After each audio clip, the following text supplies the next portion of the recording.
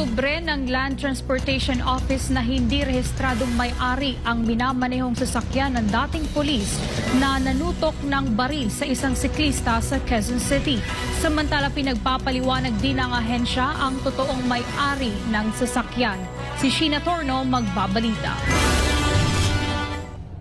Viral ngayon sa social media ang ginawang pananapak at panulutok ng baril ng isang dating pulis sa isang siklista sa Quezon City.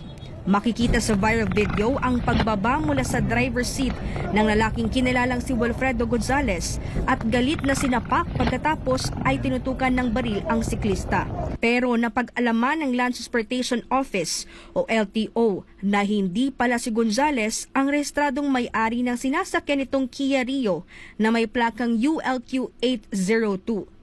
Dahil dito ang nakarisong may-ari ng sasakyan ay pinapaharap sa LTO sa katapusan ng Agosto. Ito'y upang pagpaliwanagin kung bakit iba ang nagmamaneho ng kanyang sasakyan at kung ito ba ay naibenta na, ipinahiram o kung ano man ang sirkumstansya kung bakit iba ang nagmamaneho nito. May dalawang paglabag naman ang nakikita ng LTO chief sa pangyayari. Ito ay may kinalaman sa Republic Act 4136 o ang Land Transportation and Traffic Code.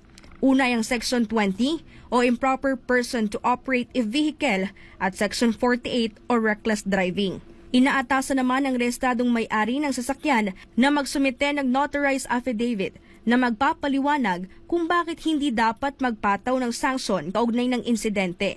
Samantala, nirekomenda naman ng LTO na ilagay ang naturang pulang sedan sa under alarm. Dagdag pa ng LTO chief na ipinalam umano ni Gonzales na nagkaayos na sila ng nakaalitang siklista.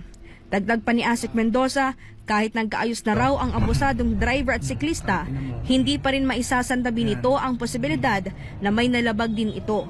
Ito'y lalo't nakita sa viral video na sinaktan nito ang siklista at kinasahan pa ng baril.